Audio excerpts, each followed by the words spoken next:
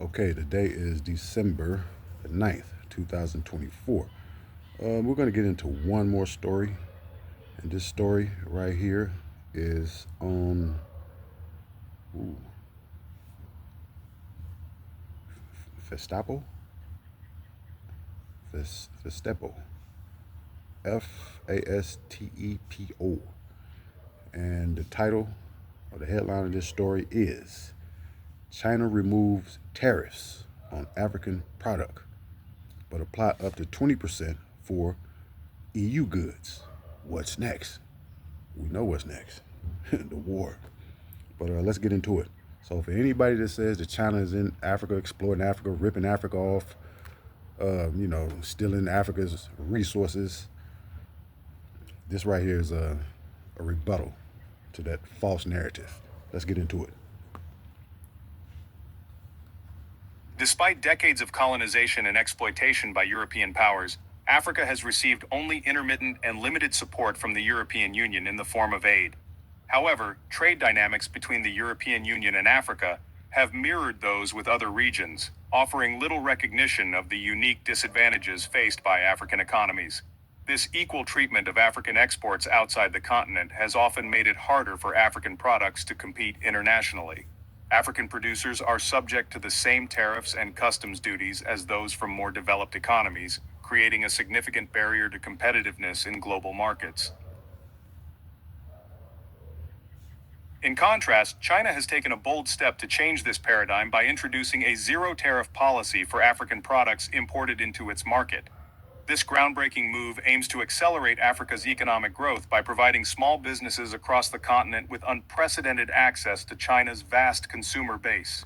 And let's not forget that President Putin of the Russian Federation said that Africa will enjoy total support. His friends in Africa, not the bootlicking coons who we're going to overthrow one day. Moving trade barriers, China's policy enables African producers to compete more effectively on the international stage. This news comes on the heels of Russia's recent decision to write off $20 billion in debt owed by several African countries. There you You go. can also watch that video on our channel. This move underscores Russia's growing interest in strengthening its political and economic ties with the African continent. The debt relief initiative, which includes debts accumulated during the Soviet era, is seen as a strategic gesture to bolster diplomatic relationships and enhance cooperation in sectors such as trade, energy, and infrastructure development. Let's start with talking about the impacts of colonization on the continent. European colonization profoundly transformed Africa's economic structures and infrastructure, leaving a legacy that continues to influence the continent's development. Economic impact. Colonial powers reoriented African economies to serve European interests, focusing on the extraction and export of raw materials. This shift disrupted traditional economies and established a dependency on commodity exports. For instance, in West Africa, colonial administrations promoted cash crops like cocoa and groundnuts, often at the expense of food crops, leading to monoculture economies vulnerable to global price fluctuations. The introduction of taxation systems compelled Africans to engage in the colonial economy, often as laborers in mines and plantations. In the Belgian Congo, forced labor policies were implemented to meet rubber production quotas, resulting in significant human suffering and population decline. Colonial policies also stifled the development of local industries. Manufacturing was discouraged to prevent competition with European goods, hindering the growth of a diversified economy.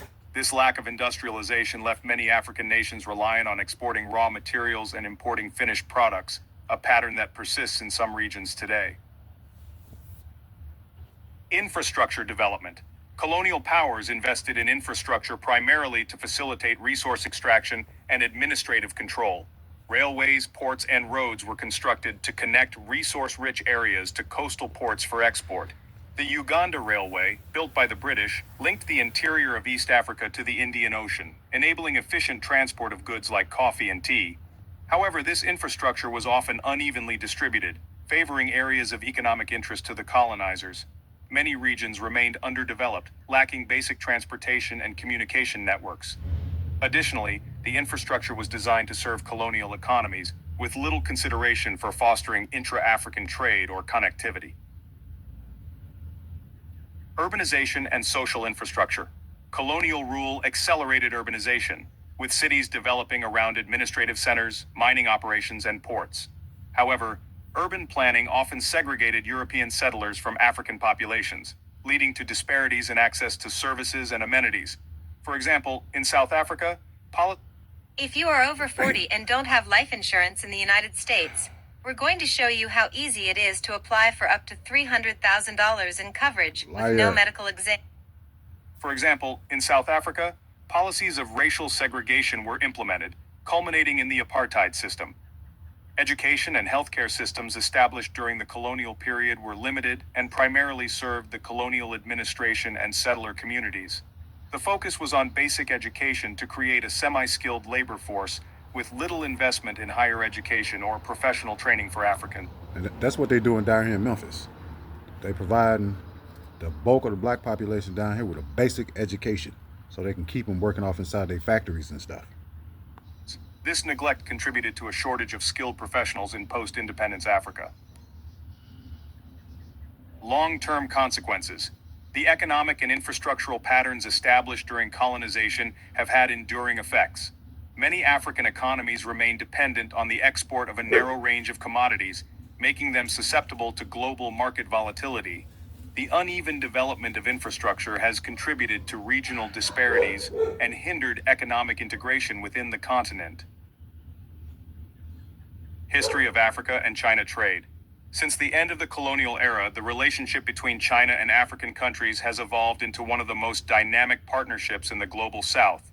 Rooted in shared histories of anti-imperial struggle, this relationship spans political solidarity, economic cooperation, and cultural exchange, significantly shaping Africa's post-colonial trajectory.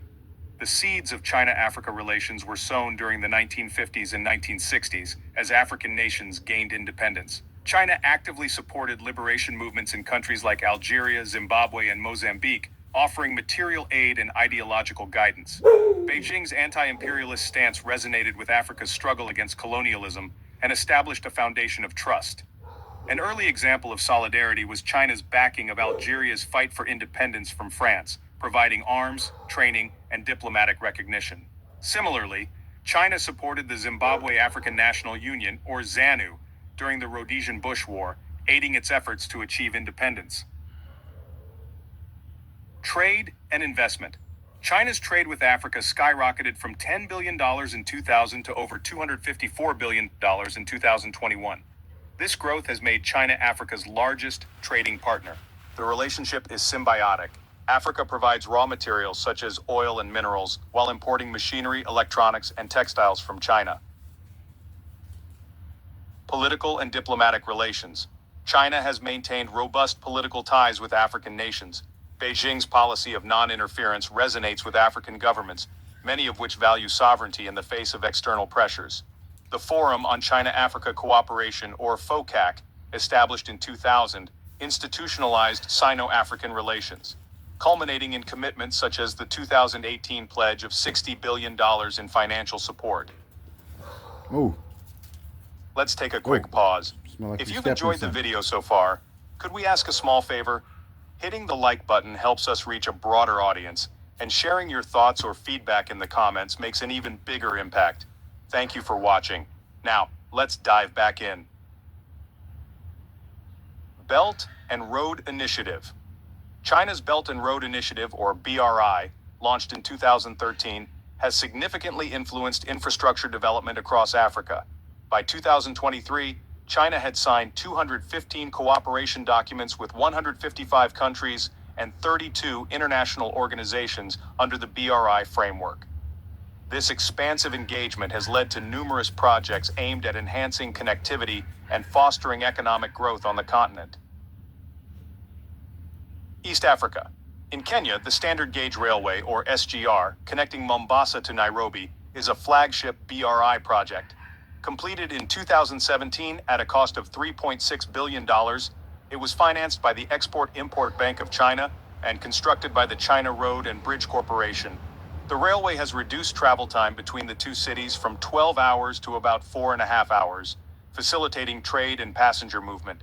In Ethiopia and Djibouti, the Addis Ababa-Djibouti Railway, a 752-kilometer electrified line, links Ethiopia's capital to the port of Djibouti. Completed in 2016 with an investment of approximately $4 billion, it was constructed by Chinese firms and financed by Chinese banks. This railway has significantly enhanced Ethiopia's access to maritime trade routes. Southern Africa. In Tanzania and Zambia, the Tanzania-Zambia Railway Authority, or Tazara Railway, originally built in the 1970s with Chinese assistance, has seen recent upgrades under the Belt and Road Initiative. China has provided technical and financial support to modernize the railway, aiming to boost trade between the two countries and improve regional connectivity. In Mozambique, the Maputo-Katembe Bridge, completed in 2018, is the longest suspension bridge in Africa. Constructed by the China Road and Bridge Corporation at a cost of $750 million, it connects the capital city Maputo. Look at this, man. This is an African city. Unbelievable. Look how beautiful this city is. Look at that. That's in Africa, man. So I don't give a man. Okay, that's Africa right there. Yeah. Man, that's a beautiful city. To the southern region, promoting economic integration and reducing travel time. West Africa. In Nigeria, the Abuja-Kaduna Railway, inaugurated in 2016, was constructed by the China Civil Engineering Construction Corporation and financed with a $500 million loan from the Export-Import Bank of China. This 186-kilometer railway has improved transportation between the capital city and the northern region, enhancing economic activities. In Ghana, the Bui Dam project, completed in 2013, was constructed by Sinohydro with a $622 million loan from China. Who's that? I'm out of here the day after graduation, so I don't take. This last video, it's only a couple minutes. Exceptions. So we got this Hydro last with a video, it's only a couple minutes. $622 million loan from China. The hydroelectric dam has a capacity of 400 megawatts, contributing significantly to Ghana's energy supply and supporting industrial growth. North Africa. In Egypt, China has invested in the development of the Suez Canal Economic Zone, aiming to transform it into a global logistics hub. Chinese companies have established industrial parks and manufacturing facilities, fostering job creation and technology transfer. Central Africa. All over Africa. In the Democratic Republic of Congo, China has... All over Africa. They bring in infrastructure. It has to be some type of transactional exchange, a transactional relationship. I provide you with the minerals, and you provide me with the infrastructure. Ain't nothing wrong with that. A fair exchange. And they just wrote off the debt. So I don't never want to hear nobody, especially the people over here in America, talk about China is only over there to exploit the Africans. No, it is a mutual relationship of benefit. Invested in mining infrastructure, particularly in the copper and cobalt sectors.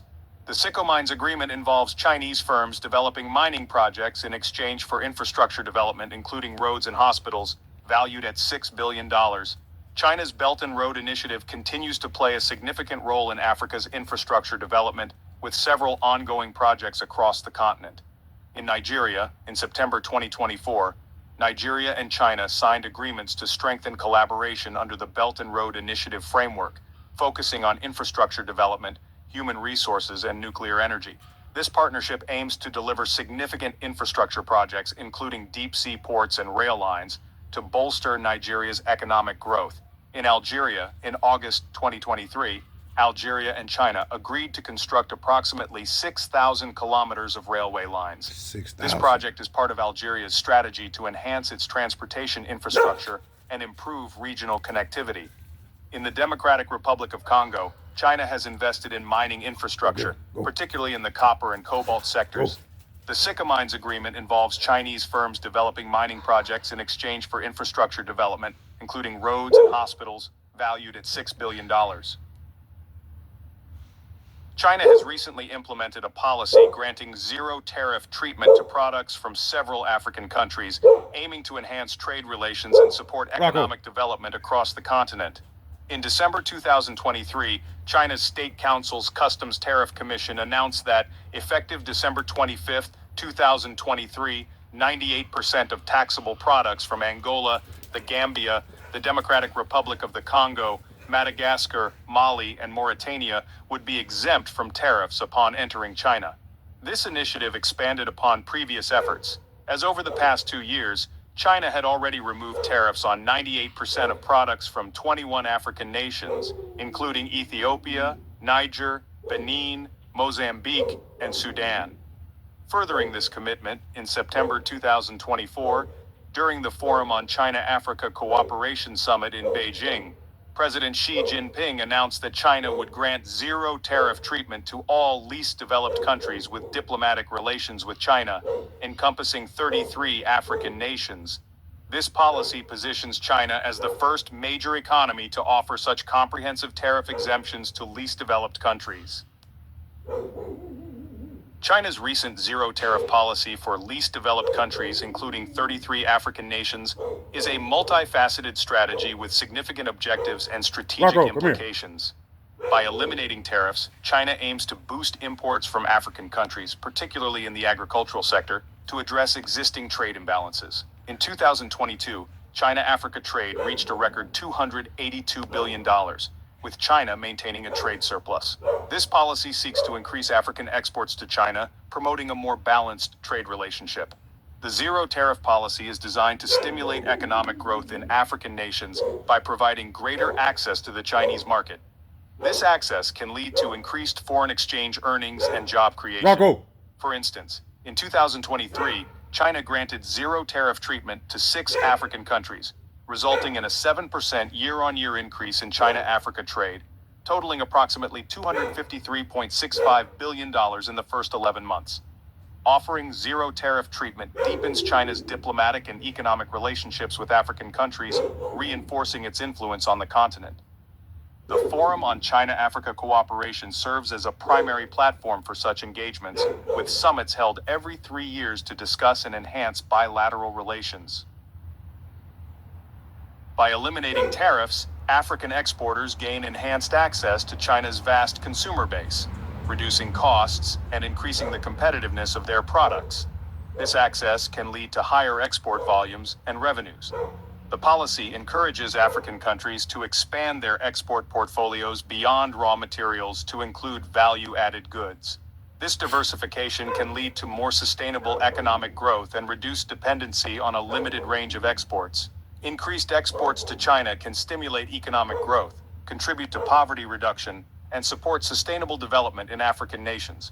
For example, Uganda experienced a significant rise in exports to China following the implementation of zero tariff treatment, leading to increased income for local businesses and communities. While these benefits are promising, the actual impact will depend on African countries' ability to address structural challenges and fully leverage the opportunities presented by the zero tariff policy. China's zero tariff policy for African products represents a significant step toward enhancing Sino-African trade relations and supporting economic development in Africa. While the policy offers substantial opportunities for increased market access and economic growth, its success will depend on addressing structural challenges within African economies and ensuring that both parties derive mutual benefits from the enhanced trade cooperation. That's all for this video. Thank you for watching this video. We sincerely... Rocco, you're going to go to the front line. So there we have it. So we'll see over the course of the next few years how this plays itself out in terms of how Africa will be able to speed up its growth and development economically as well as structurally. So we will see. And like I say, we don't want to hear that narrative ever again. Get away from that door. But anyway, I'm going to end this video. That's the last video for the day. And check it out, and we'll be back.